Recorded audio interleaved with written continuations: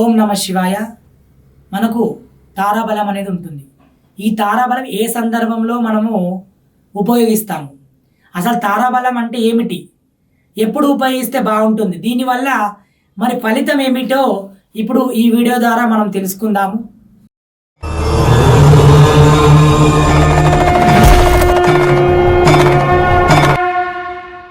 మనకు తారాబలం మనము వివాహ సందర్భంలో కానీ మరియు నిశ్చయ తాంబూలంలో కానీ పుట్టుపంచల కార్యక్రమంలో కానీ మనం ఎలాంటి కార్యక్రమంలోనే తారాబలము తప్పకుండా చూడాల్సిందే.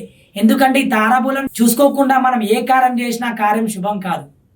తారాబలలో మనకు ముందుగా తీసుకుంటే జన్మ తార. ఈ జన్మ తారంలో ఒకటో తార అంటారు దీనికి. ఈ జన్మ తారంలో కార్యక్రమం పెడితే మనకు శుభ ఫలితాలు ఉన్నాయి, పాప శుభ ఫలితాలు ఉంటాయి. అలాగే రెండోది సంపద తార. ఈ సంపద తారలో మనం రెండో తార అంటే నక్షత్రాలు, అంటే ఎవరైతే పుట్టిన నక్షత్రం కానీ జన్మించిన నక్షత్రానితో కూడుకొని మనం ఏ రోజైతే కార్యక్రమం చేసుకుంటామో ఆ కార్యక్రమాన్ని కలుపుకొని చేసేదే తారాబలం. ఆ తారాబలంలో మనకు సంపద తార. సంపద తార వస్తే మనకు ఉదాహరణకు రేపు వచ్చే రోజు గురువారమో ఆదివారమో సోమవారమో ఏదో ఒక వారం ఉంది. ఆ వారంలో తారాబలము సంపద తారలో ఉంది. అంటే ఈరోజు చేసుకుంటే అతను ఎల్లకాలం సంపదతో కూడుకుంటారు, అంటే అది శుభంగా జరుగుతుందని చెప్పవచ్చు. అలాగే విపత్తు తార. మరి విపత్తు తారలో కార్యక్రమం చేసుకుంటే అంత విపత్తుతో కూడుకున్నటువంటి ఉంటుంది. అదే ఎప్పుడైతే ఇతను మరి పుట్టుపంచలు కానీ వివాహ కార్యములు కానీ ఏ కార్యము చేసుకున్నప్పటికీ అంతా అతనికి విపత్తు అంటే గొడవలతో కూడుకున్నటువంటి ఉంటుంది. అలాగే క్షేమతార అంటే మనం క్షేమంగా ఉండడానికి చేసుకున్న దాన్ని క్షేమతార అంటారు. అంటే ఆ రోజు మనం చేసే తారాబలం అనేది నక్షత్రం క్షేమంగా ఉండాలి, అంటే మనకంతా క్షేమం కలిగి ఉండాలని చెప్పి మనం క్షేమతారలో పెడతా ఉంటాం. ప్రత్యేక తార. అలా మళ్ళీ ప్రత్యేక తారలో చేసుకున్నా కానీ అశుభ ఫలితాలు ఉంటాయి. తర్వాత సాధన తార. మనం ఏది చేయాలన్నా సాధించాలి. ముందుగా వ్యాపారం కానీ ఉద్యోగం కానీ ఏది చేయాలని తారాబలం. ఇప్పుడు మానవుడు ప్రతిదీ ఏది మనము తీసుకోవాలన్నా కానీ వాహనం కొన్నా, వ్యాపారం కొన్నా, ఉద్యోగం చేయాలన్నా, నిశ్చయ తాంబూలం చేయాలన్నా, పుట్టుపంచలు చేయాలన్నా, వివాహం చేయాలన్నా ప్రతిదానికి తారాబలం లేని అసలు ఆ కార్యక్రమే లేదు. ఆ కార్యక్రమం అంటే తారాబలం చూసుకుంటేనే ఆ కార్యానికి శుభం కలుగుతాయి. కొంతమంది ఏం తారాబలం చూసుకుంటే ఈరోజు మంచిగా ఉంది చేసుకుని, అది కాదు, తప్పు. పంచము ఉన్నా కానీ అతనికి పంచము పనికి రాదు, అంటే ఆ రోజు తారాబలం శుభము కానిది. అలా సాధించడానికి చేసే తార సాధన తార అంటారు. నైదన తార, అది కూడా మనకు ఇబ్బందులు పెడతా ఉంటుంది, ఆ తారాబలంలో చేయొద్దు. తర్వాత మిత్రతార.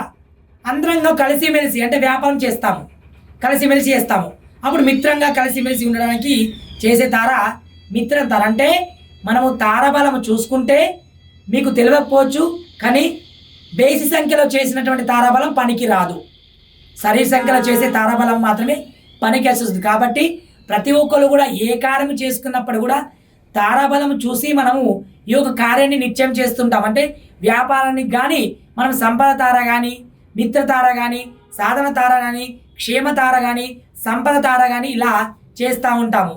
అలాగే మన వివాహానికి చూసుకుంటే మిత్రతార. ఇద్దరు కూడా మిత్రంగా ఉండి ఎల్లకాలం కలకాలంగా ఉండాలని ఈ తారాబలంలో చేసుకుంటుంటారు. అలాగే మరి పుట్టుపంచలు, పిల్లలు క్షేమంగా ఉండాలి, అంటే ఎప్పుడైతే కొత్త బట్టలు కడతామో అంతా ఇకపైన కూడా క్షేమంగా ఉండాలని కూడా ఈ క్షేమ తారలో అంటే వివాహం అది ఈ యొక్క పుట్టుపంచలు చేయడం జరుగుతుంది. అంటే తారాబలము ఈరోజు ఉంటే రేపు రాదు, ఎందుకంటే అది ఇప్పుడు సపోజ్గా మన డేట్ ఆఫ్ బర్త్లు టైమింగ్ లేవు, అప్పుడు తారాబలం జన్మనామం తెలియదు. అప్పుడు పేరు పైన చూసుకొని తారాబలం చేయాలి, దానిపైన చూసి తారాబలం చేయాల్సిన అనేమి లేదు. మనకు పేరు పైన కూడా ప్రతి మనిషికి నక్షత్రాలు రాసులు ఉంటాయి కాబట్టి దాని ద్వారా మనము ఈ నక్షత్ర తారాబలం చూసుకొని కార్యక్రమం చేయడం చాలా ఉత్తమైనది. ఒక్కొక్కసారి తారాబలం చూసుకోకుండా ఏదో నడిచిపోతుందిలే, మంచి ఉంది, ఈరోజు బాగుంది, ఈరోజు అంతా బాగుందని కొంతమంది కార్యక్రమం చేసుకుంటారు.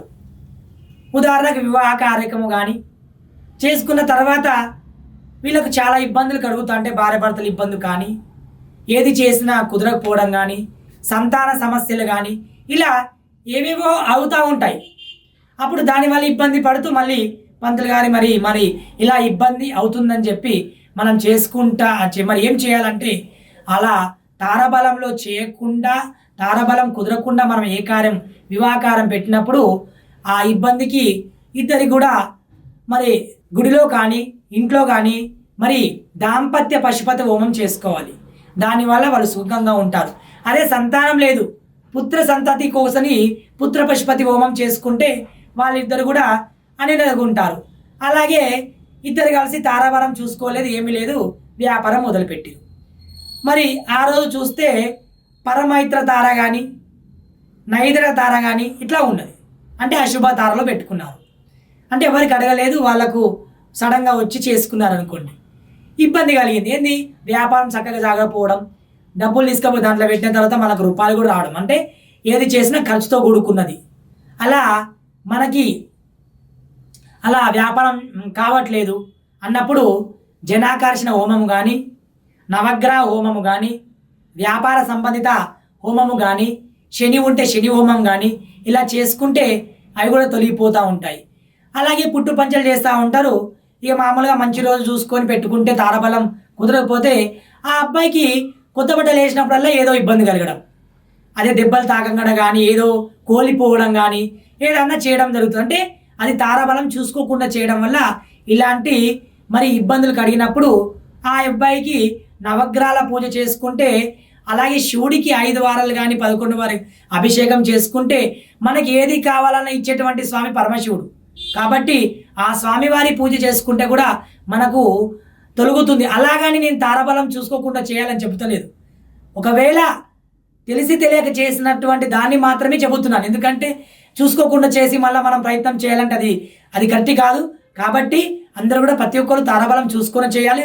ఒకవేళ చేయనప్పుడు కూడా ఇలాంటి ఇబ్బంది కలిగినప్పుడు మాత్రం ఇలాంటి పరిహారం చేసుకుంటే చాలా మంచిగా ఉంటుందని భావన.